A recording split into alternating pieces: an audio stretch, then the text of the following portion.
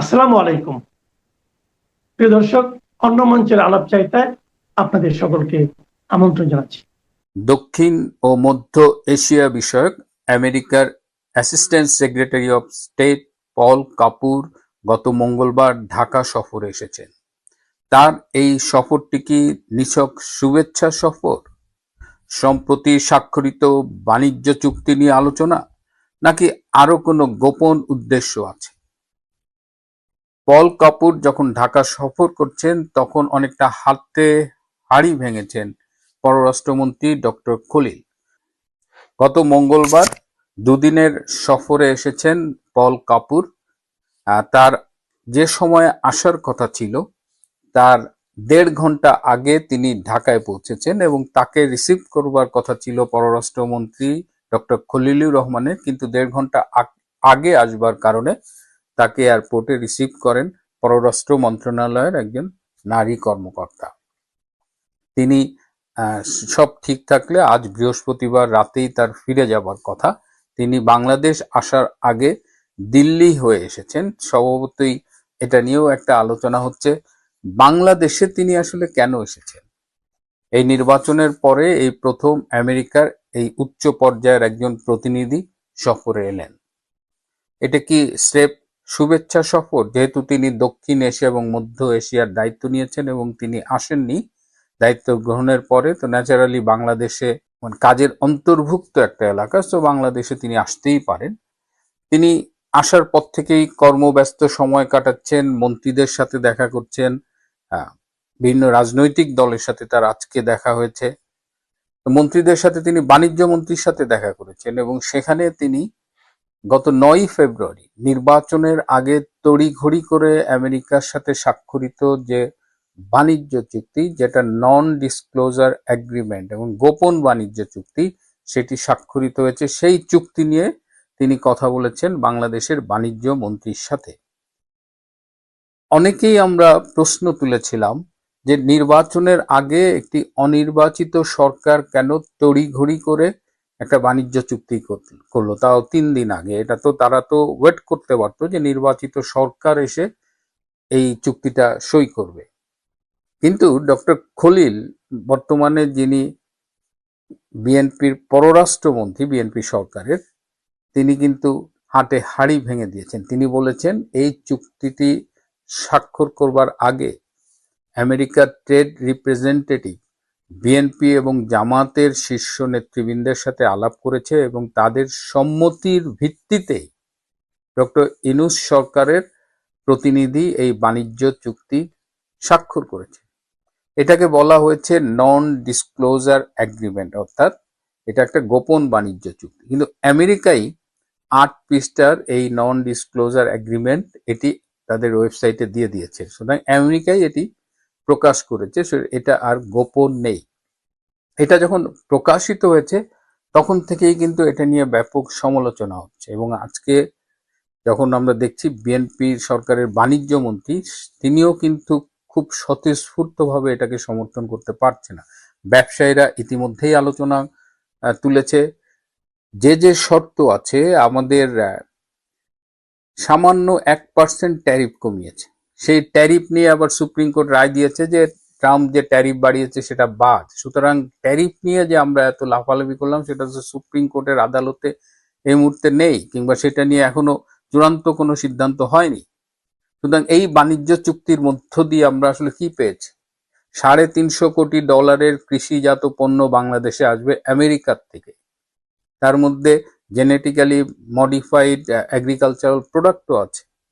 আমার বাংলাদেশের কৃষক, বাংলাদেশের কৃষি, তাতে ভবিষ্যতে হুমকির মুখে পড়বে না তার কোনো নিশ্চয়তা নেই, বরং এই আশঙ্কা বা অনেকের মধ্যেই দেখা দিয়েছে যে এর ফলে বাংলাদেশ ক্ষতিগ্রস্ত হবে। আমরা তাদের কাছ থেকে সয়াবিন তেল কিনবো বেশি দামে, আমরা তাদের কাছ থেকে গম কিনবো বেশি দামে, আমরা তাদের কাছ থেকে লিকুইড ন্যাচারাল গ্যাস কিনবো বেশি দামে।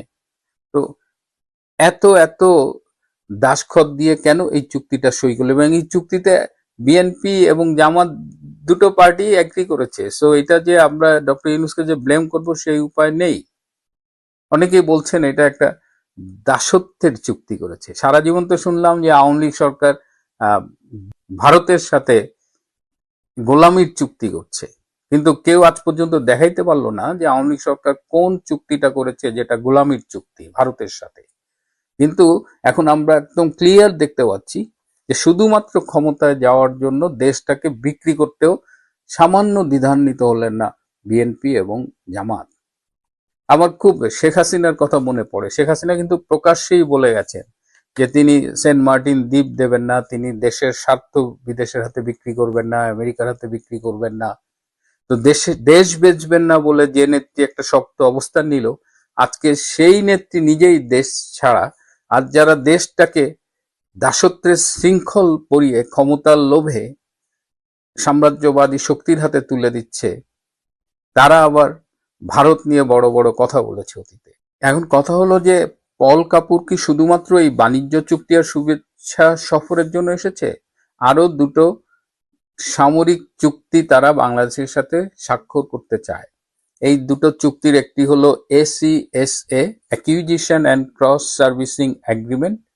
এই চুক্তির অধীনে আমেরিকা ঢাকা এবং কক্সবাজারের এয়ারপোর্ট ইউজ করতে পারবে, তাদের যুদ্ধ বিমান এবং অন্যান্য বিমানের জ্বালানি রিফুয়েল করতে পারবে, প্রয়োজনে তারা কক্সবাজার এবং কুতুবদিয়ায় সাময়িকভাবে ঘাঁটি করতে পারবে ইউএস মেরিন সেনারা। আরেকটা চুক্তি তারা করতে চায় GSOMIA, general security of military information agreement. এই GSOMIA তারা 2019 সালে এবং 2022 সালে দুইবার তারা চেয়েছিল, শেখ হাসিনার সরকারের কাছে প্রস্তাব দিয়েছিল এই চুক্তিটি সই করার। এই চুক্তির অধীনে হলো যে বাংলাদেশ এবং আমেরিকার মধ্যে সকল ধরনের ইন্টেলিজেন্স ইনফরমেশন শেয়ার করা হবে, মানে বাংলাদেশের সব তথ্যে আমেরিকার অ্যাক্সেস থাকবে।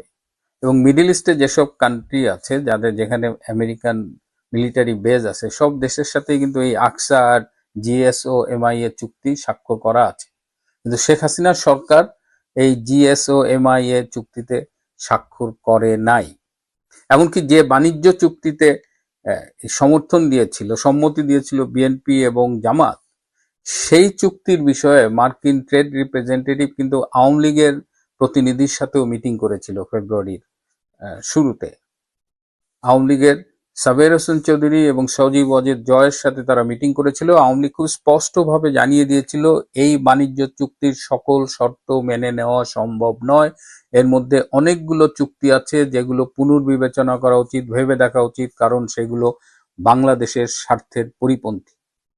বর্তমানে কি প্রতিকূলতার মধ্যে আওয়ামী লীগ আছে, সেই অবস্থায়ও কিন্তু আওয়ামী লীগ বাংলাদেশের স্বার্থের বিষয়ে নেগোশিয়েট করেনি, যেটা এই বিএনপি এবং জামাত করেছে। আজ বৃহস্পতিবার মূলত পল কাপুর রাজনৈতিক দলগুলোর সাথে মিটিং করেছে, বিএনপির সাথে মিটিং করেছে। আজকে তাদের এনসিপির সাথে একটা মিটিং করার কথা ছিল। অনেক আগেই, পল কাপুর আসার আগেই তো এই সফরসূচি নির্ধারিত হয়েছিল, তখন ইউনূস সরকার ক্ষমতায় ছিল। ইউনূস সরকারের পক্ষ থেকে একটা ধারণা দেওয়া হয়েছিল যে এনসিপি সংসদ নির্বাচনে অনেকগুলো সিট পাবে, তাদের মধ্যে কয়েকজন মন্ত্রী হবে, তরুণ মন্ত্রী, বিশেষ করে শিক্ষামন্ত্রী, স্বাস্থ্যমন্ত্রী, এরকম একটা ধারণা দিয়ে তাদের সফরসূচিতে রাখা হয়েছিল। কিন্তু আজকের বাস্তবতায় যখন দেখা গেছে যে এনসিপি মাত্র 6টা সিট পাইছে সংসদে, তার মধ্যে 4টা আবার নেগোশিয়েট করে নেওয়া, সেখানে তারা যেতে নাই। আপনারা জানেন যে এই নির্বাচনে অনেকগুলো সিট নেগোশিয়েট করে ভাগাভাগি করে নিছে এবং এদের কোনো পাবলিক বেজ নাই। এ কারণে শেষ মুহূর্তে এনসিপির সাথে তারা মিটিংটা বাতিল করেছে। একটা চর্চা খুব চলছে বাংলাদেশের সবখানে যে আওয়ামী লীগকে নিয়ে আগামীতে বিএনপি ঠিক কী করতে চলেছে। বিএনপির বিরোধী জামাত এনসিপি জোট বলছে জুলাইয়ের স্পিরিটের বিরুদ্ধে গিয়ে ফ্যাসিস্ট শক্তিকে পুনর্বাসনের সিদ্ধান্ত নিয়েছে তারেক সরকার। উদাহরণ হিসেবে টেনে আনছে নির্বাচনের ফল বেরোবার সঙ্গে সঙ্গে কমপক্ষে দেশের অন্তত 20টি জেলায় বেশ কিছু আওয়ামী লীগের অফিসের তালা খুলে বা ভেঙে কর্মীদের অফিস খোলার ঘটনা। দু এক জায়গায় আবার বিএনপির নেতৃত্ব ব্যক্তিগতভাবে সেখানে উপস্থিত থেকেছেন। অভিযোগ, বেশ কিছু জেলায় জেলবন্দি আওয়ামী লীগ ও তার সহযোগী সংগঠন ছাত্রলীগ ও যুবলীগ নেতাদের জামিন পাওয়া ও জামিনের সঙ্গে সঙ্গে জেল থেকে মুক্তি দেয়া হচ্ছে। কিন্তু তাদের সবচেয়ে এই জামাত জোটের সবচেয়ে বড় অভিযোগ, বিএনপি সরকার নাকি সিদ্ধান্ত নিয়েছে আওয়ামী লীগের নেতাকর্মীদের বিরুদ্ধে যেসব মামলা আছে সেসব তুলে নেয়া ও যারা আটক আছেন তাদের জেল থেকে মুক্তি দেয়া।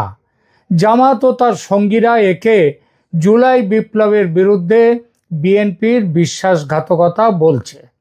আবার আওয়ামী লীগের সমর্থকদের একটা অংশ এইসব জেল মুক্তির ঘটনাকে বলছে বিএনপির পক্ষ থেকে কৃতজ্ঞতার প্রকাশ না হলেও অন্তত নাকি ধন্যবাদ জ্ঞাপন। কারণ 12ই ফেব্রুয়ারির নির্বাচনে আওয়ামী লীগ সমর্থকদের একটা বড়সড় অংশ ভোট কেন্দ্রে গিয়ে বিএনপির প্রার্থীদের ভোট দিয়ে এসেছে জামাতকে রুখে দেওয়ার জন্য। আর এর জন্যেই বিএনপির এই বিরাট বিজয়। এবং বিএনপিকে ধন্যবাদ দিতে, তার জন্য বিএনপি ধন্যবাদ দিতে বিভিন্ন জায়গায় আওয়ামী লীগের অফিস খোলায় সাহায্য করছে। এটা আওয়ামী লীগের কর্মী সমর্থকদের অনেকের এটা বিশ্বাস। আওয়ামী লীগের নেতাদের জেল থেকে জামিনে ছাড়া হচ্ছে এই কারণেই। আগামী দিনে হয়তো এই প্রক্রিয়া আরও গতি পাবে, এটাই তাদের বিশ্বাস। একটা কথা, আওয়ামী লীগ কর্মীদের একটা অংশ এজন্য বিএনপিকে সাধুবাদ দিচ্ছে, কিন্তু অবিশ্বাসের দৃষ্টিও কাটাতে পারছে না। আর বিএনপি নেতৃত্ব বিষয়গুলো নিয়ে খুব মেপে পা ফেলছে, খুব মেপে। যে বিএনপি নেতা আওয়ামী লীগের অফিস খোলার সময় ব্যক্তিগতভাবে উপস্থিত ছিলেন, সেই উপলক্ষে ভাষণ দিয়ে নিজের কাজকে সমর্থন করেছিলেন, কেন তিনি এটা করছেন, তিনিই তার সেদিনের বক্তব্য থেকে পিছিয়ে এসেছেন ওপরতলার নেতৃত্বের নির্দেশে। ব্যাপারটা মোটামুটি এমন দেখাচ্ছে যে বিএনপি দৃশ্যত হাত বাড়াচ্ছে আওয়ামী লীগ নেতাকর্মীদের দিকে, কিন্তু চাইছে না যে বিষয়টা নিয়ে জানাজানি হোক, লোকের মধ্যে প্রচার হোক। এটা রাজনীতির স্বাভাবিক গতির বিরুদ্ধে হাঁটা। বিরুদ্ধ দলের প্রতি সামান্যতম সদিচ্ছা প্রকাশও যখন রাজনৈতিক দলগুলো ঢাকঢোল পিটিয়ে বড় করে জাহির করে নিজেদের মহানতা দেখাবার জন্য, তখন বিএনপির এই সদিচ্ছা প্রদর্শনকে গুরুত্ব না দেওয়ার চেষ্টা তারা নিজেরা করছে, বা চেপে দেওয়ার চেষ্টা তারা নিজেরা করছে। কেন? বিএনপির কোন রাজনৈতিক ভাবনা আছে এর পেছনে? বিএনপি কি কোনো বড়সড় রাজনৈতিক ফন্দি আটছে? জামাতের আক্রমণকে ভোঁতা করতে আওয়ামী লীগের প্রতি নমনীয়তার অভিযোগকে তারা কি গুরুত্বহীন দেখাতে চাইছে, নাকি আগামী দিনে ব্ল্যাকমেল করবে আওয়ামী লীগকে? প্রথমে জামাত ও তার সঙ্গীদের অভিযোগ প্রসঙ্গে আসি। জামাত বলছে জুলাই বিপ্লবের চেতনার বিরুদ্ধে গিয়ে ফ্যাসিস্ট অপরাধীদের মুক্তির সিদ্ধান্ত নিয়েছে তারেক সরকার। কিন্তু আজ 22শে ফেব্রুয়ারি পর্যন্ত নির্ভরযোগ্য কোনো সরকারি ঘোষণা বা ধারার যে গণমাধ্যমের খবরে কোথাও এমন প্রমাণ নেই যে বিএনপি সরকার ইতিমধ্যে সিদ্ধান্ত নিয়েছে যে আওয়ামী লীগ নেতাকর্মীদের বিরুদ্ধে চলমান সব মামলা তুলে নেওয়া হবে, সবাইকে মুক্তি দেওয়া হবে। এটা কোথাও নিয়েছে বলে কোনো জায়গায় কোনো স্পষ্ট কোনো ডকুমেন্ট কোথাও নেই।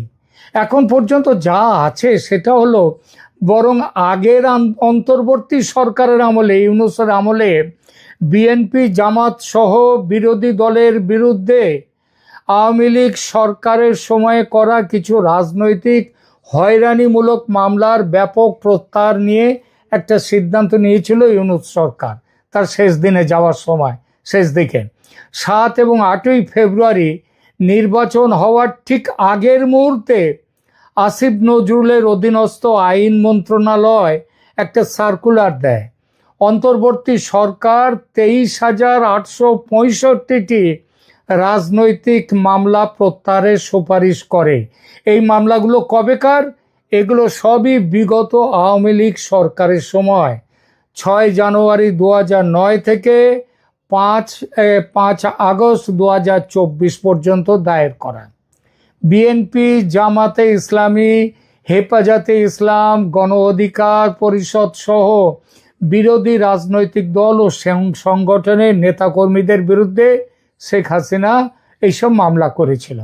সেই আসামিদের যারা ধরা পড়েছিল তাদের সবাই তো জেলখানা থেকে বেরিয়ে গেছে, অন্তর্বর্তী সরকার এসে সবাইকে বার করে দিয়েছে, কিন্তু মামলাগুলো ওঠেনি, মামলাগুলো চলছিল। সেই মামলাগুলো নির্বাচনের ঠিক আগে অন্তর্বর্তী সরকার নির্দেশ জারি করে সেই মামলাগুলো প্রত্যাহারের। কিন্তু প্রত্যাহার করে নির্দেশ জারি নয়, প্রত্যাহার করার নির্দেশটাই জারি হয়েছিল, সিদ্ধান্তটা, নির্দেশও নয়, সিদ্ধান্তটা জারি হয়েছিল। বিএনপি সরকার এইসব মামলা আগের সরকারের সিদ্ধান্ত অনুযায়ী প্রত্যাহার করবে কি না সে সিদ্ধান্ত এখনো নেয়নি।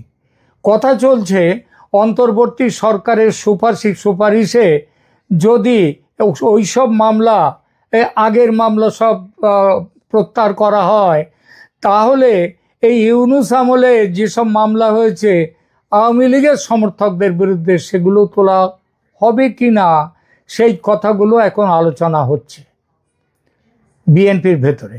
আর জামাতের আপত্তি এখানেই, তাই তারা এভাবে ঘুরিয়ে দিচ্ছে বিষয়টা যে ফ্যাসিস্ট আওয়ামী লীগের বিরুদ্ধে সব মামলা তুলে নিচ্ছে বিএনপি।